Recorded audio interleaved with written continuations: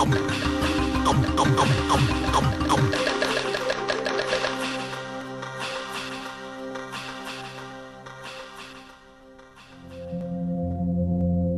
the late spring of 1794, a citizen of Paris returned to the city after an absence of 18 months, and he witnessed the impact of the terror. Instead of the merry bustling of the excited crowds, there now reigns in every street the silence of the grave. All the shops are closed, everybody is barricading himself in his house. It's as if there's a black funeral cloth draped over everything that breathes. In these terrifying weeks, it seemed dangerous even to walk the streets. By now, the tribunals were trying prisoners in batches, 50 at a time. The guillotine devoured 200 victims a week. This print offers a grim vision of the future of revolutionary France. In a forest of guillotines, the executioner kills the last remaining Frenchman. Was that, people wondered, how the revolution would end?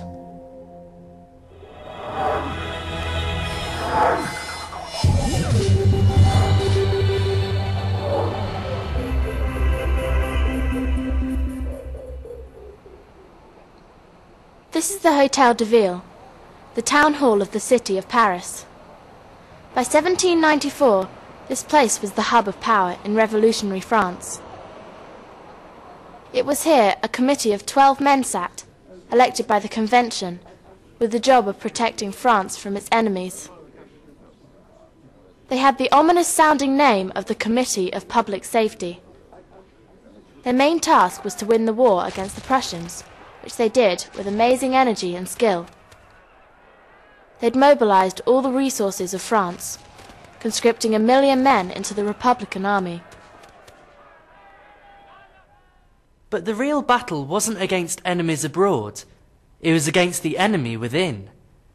All those French men and women who failed to support the revolution, heart and soul. The terror would root them out and destroy them. France would be purged, purified. That was the dream in particular of one member of the committee. His name was Maximilien Robespierre. Terror is nothing but justice, prompt, sure and unbending. Terror is born of virtue, and without terror, virtue is helpless. He was a cool customer, this Robespierre. He lived a simple life. He had no wife or girlfriend. He hardly ever drank. He wasn't interested in money. He was incorruptible. But he lived and breathed the revolution. This print shows him in the last weeks of his life, at a bizarre festival, the cult of the Supreme Being. No more Christianity for France.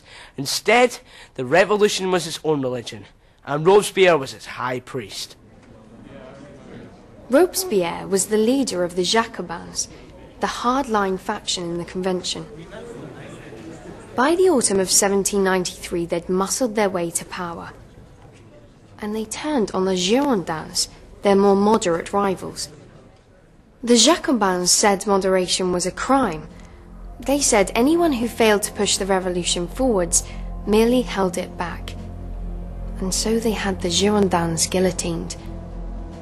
No matter that these men had stormed the Bastille and helped forge the new France, now they were enemies of the people.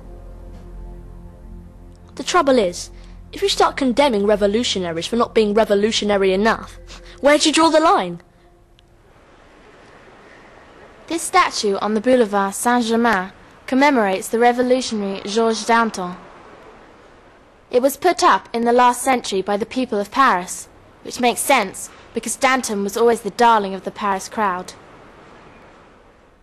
He, like Robespierre, was a Jacobin. He'd argued for the death of the king.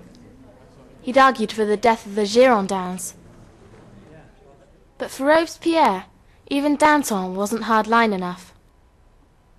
And so in the spring of 1794, he had Danton killed like all the others. It makes you wonder what Robespierre really wanted. Was he really just protecting the virtue of revolutionary France? Or had all that power simply gone to his head? In the convention, they certainly thought so. They feared Robespierre's ambition. More than that, they feared for their own lives.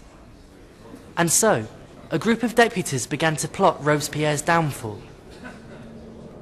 On July the 27th, 1794, the convention ordered Robespierre's arrest, and troops stormed the Hôtel de Ville. Robespierre shot himself in the head, but he botched it. Arrested, bandaged, he met the same fate to which he condemned so many others.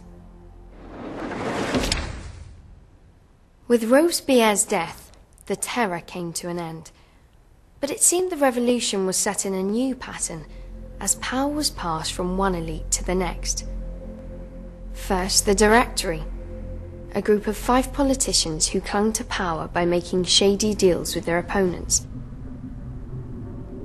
And then, in November 1799, a young army general staged a coup d'etat, a complete takeover of the government. His name was Napoleon Bonaparte.